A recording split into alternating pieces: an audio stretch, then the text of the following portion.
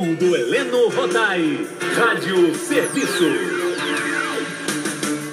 E no Rádio Serviço Saúde Especial de domingo, hoje eu vou conversar mais uma vez com o grande médico, chefe do Serviço de Clínica Médica do Hospital Federal dos Servidores do Estado, meu amigo, Dr. Silvio Provenzano. De acordo com dados do Ministério da Saúde, aproximadamente 100 mil pessoas morrem anualmente no Brasil em decorrência do AVC, acidente vascular cerebral. E quando não mata, esse mal leva a grandes sequelas que atingem em torno de 50% dos sobreviventes. Por isso, reconhecer e tratar o AVC são grandes desafios no país e no mundo. Bom dia, bom domingo, doutor Silvio. Bom domingo, Heleno, bom domingo à família Tupi. Bom, para a gente começar, doutor Silvio, o que é o acidente vascular cerebral? Heleno, acidente vascular cerebral ou derrame cerebral, que é como normalmente se fala a linguagem não médica, o derrame cerebral, é uma lesão do cérebro que pode ser causada, seja por falta de sangue, por isquemia, que pode ser causada por um trombo, uma obstrução num vaso do cérebro, ou então por um extravasamento de sangue. Há uma ruptura do vaso e há uma perda de sangue que inunda literalmente o tecido cerebral, provocando danos que, na sua maioria das vezes, é irreversível. Então, a gente tem que trabalhar em cima dos fatores de risco, os fatores que predispõem a esse tipo de problema. E lembrando, né, Helena, como você bem realçou, é a principal causa de morte no Brasil em indivíduos com mais de 40 anos de idade. O que torna, evidentemente, essa condição extremamente importante e por isso é que eu estou muito satisfeito de ter a oportunidade de vir aqui nesse domingo, entrar na casa da família Tupi e poder passar algumas informações que eu creio que serão muito importantes. Certo. Já que o senhor falou agora há pouco, vamos lá então, doutor Silvio, quais são os fatores de risco para o AVC? Veja bem, Heleno, o AVC isquêmico, né, que é o mais comum, ele tem alguns fatores de risco reconhecidos. A hipertensão arterial, o diabetes, o tabagismo, o sedentarismo e, como consequência do sedentarismo, a obesidade, é outro fator de risco. História familiar. Indivíduos que têm, por exemplo, na sua família casos de AVC ou de infarto, eles têm, evidentemente, que geneticamente uma predisposição para isso e devem ficar muito mais espertos, muito mais atentos a esses problemas. A dislipidemia, que é o aumento do colesterol, e o estresse, que é um fator que, na realidade, todos nós, né, que somos seres vivos sobre a Terra, estamos expostos. Verdade. Então, esses são os fatores de risco reconhecidos para a ocorrência do acidente vascular cerebral isquêmico. O AVC também pode estar relacionado à idade, doutor, ou atinge pessoas jovens também. Tem muita gente que, quando a gente fala aqui de determinados problemas, já pensa logo em pessoas de mais idade. E nesse caso do AVC? Heleno, o Luiz Aibinder, nosso colega aqui da Rádio dos Debates, ele tem um dizer maravilhoso. Ele diz que envelhecer só é melhor que alternativa. Na realidade, a idade está relacionada a um risco maior de desenvolvimento das chamadas doenças degenerativas. E o AVC isquêmico, ele entra dentro dessa lista de doenças degenerativas porque está associado ao processo aterosclerótico, que evidentemente evolui ao longo da vida. O AVC hemorrágico, que tem inclusive um prognóstico, são quadros mais graves, esse pode ocorrer na realidade em qualquer idade, até porque ele pode ser decorrente do rompimento de um aneurisma cerebral, que é uma má formação vascular congênita, a pessoa já nasce com ele, e a qualquer momento da vida aquilo pode se romper. O AVC hemorrágico ele também pode ser causado por um traumatismo. Então é uma situação que pode acometer indivíduos, evidentemente, de qualquer faixa etária. Lembrando que as crianças que têm o risco de quedas muitas vezes maiores são vítimas desse problema. Mas o AVC isquêmico ele está muito associado à idade, tanto que, como eu disse há pouco, é a principal causa de morte em todo o território nacional com pessoas que têm mais de 40 anos. Doutor Silvio, quais são os sintomas mais comuns desse problema? Bom, Heleno, em termos de sintoma, o AVC é sempre um quadro agudo. Não é uma doença que começa ao longo de semanas. É um indivíduo que subitamente ele começa a apresentar uma dificuldade para se expressar, para se comunicar, para falar, a fala fica enrolada, não consegue articular determinadas palavras, tem uma perda repentina da força muscular, o que pode acarretar, inclusive, dificuldade para esse indivíduo se locomover, ele pode ter uma queda, tonteira, sensação de formigamento, às vezes, de um lado inteiro do corpo, à direita ou à esquerda, alterações de memória. Na realidade, o aparecimento desses sintomas agudamente deve, evidentemente, chamar a atenção para a possibilidade de um derrame cerebral, né, família Tupi? Esse indivíduo deve ser encaminhado imediatamente pela SAMU, porque é uma situação que tem que ser considerada de emergência.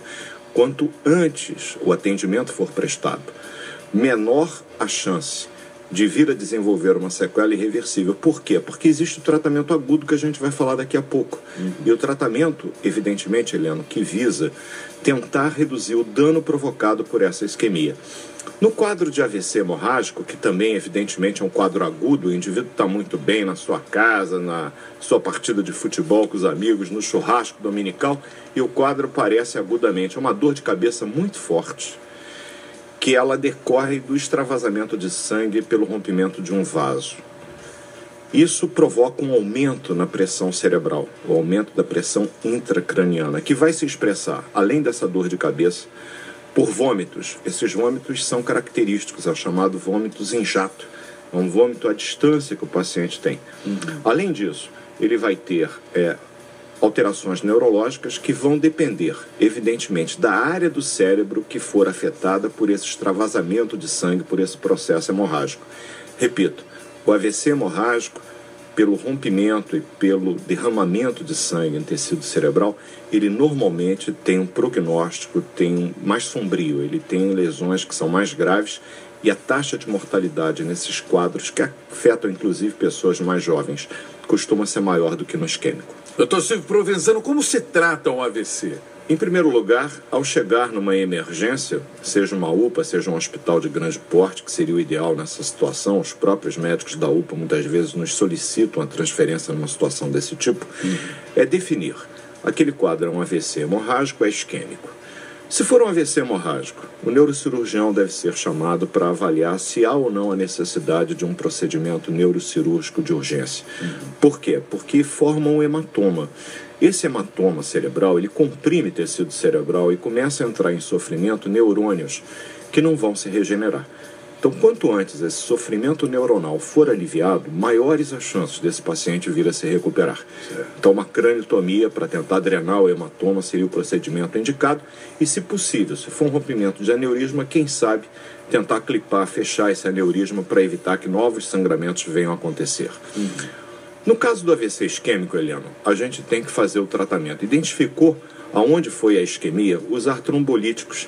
São substâncias que têm a ação química de dissolver o coágulo, para tentar fazer com que ocorra a reperfusão de sangue naquele tecido cerebral e, evidentemente, que o quanto antes que isso for conseguido, atingido, menor a chance de haver uma sequela irreversível. Mas você já ressaltou, né, Helena?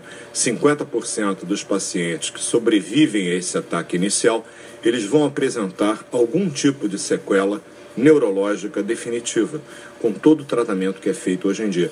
Na maioria das vezes, esses indivíduos não têm sequer condições de retornar ao trabalho, tornando-se, evidentemente, com uma qualidade de vida muito prejudicada.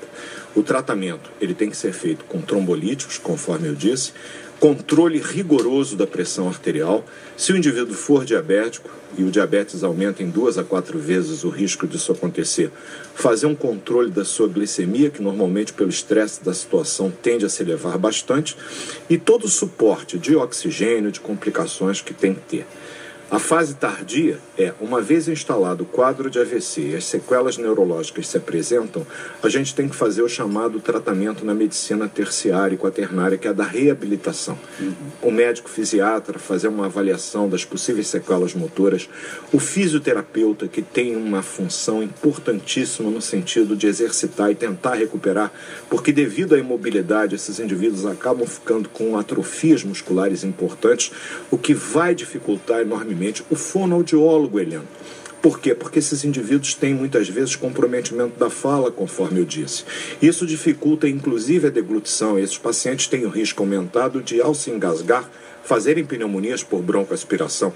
Então é necessário muitas vezes que tenha o suporte da nutrição para uma alimentação adequada e nas fases iniciais principalmente, uma alimentação através de sonda para diminuir o risco desse indivíduo engasgando ter uma pneumonia, que muitas vezes o indivíduo não morre do AVC e acredite, Heleno, pode morrer de uma complicação pós-AVC por falta de um cuidado mais adequado no momento agudo do atendimento. Muito bem, doutor Silvio Provenzano, para encerrar, vamos falar da prevenção? Evidentemente, Heleno e família Tupi, uma situação grave como essa é muito melhor, como diz o ditado, prevenir do que remediar. Sem dúvida. E a prevenção, Heleno, ela é feita em cima dos fatores de risco. Portanto, você, da família Tupi, que é hipertenso, tome a sua medicação regularmente. Aquele negócio que eu vou tomar uma cerveja hoje, não vou tomar um remédio da pressão, isso é um erro grosseiro. Aí é que você deve tomar o remédio da pressão. Não faz mal tomar o remédio da pressão, faz mal não tomá-lo. O diabético é a mesma coisa, controlar bem o seu diabetes, o médico no programa de diabetes no posto de saúde, fazer o teu controle adequado. Está acima do peso, vamos começar a fazer um pouco de exercício físico, começar a reduzir esse peso, diminuir um pouco a quantidade de comida. E com relação ao estresse, que é outro fator importante, Heleno, vamos aproveitar esse domingo, vamos ser felizes. A felicidade é uma forma de você combater os efeitos tão maléficos, tão nocivos do estresse. É verdade. Doutor Silvio Provenzano, mais uma vez, muito obrigado pela participação. Bom dia, bom domingo e até a próxima, amigão. Até a próxima, Heleno. Bom domingo à família Tupi. E vamos controlar esses fatores de risco, principalmente quem tem história familiar. Um abraço. Um abraço, querido. Show do Heleno Rodai.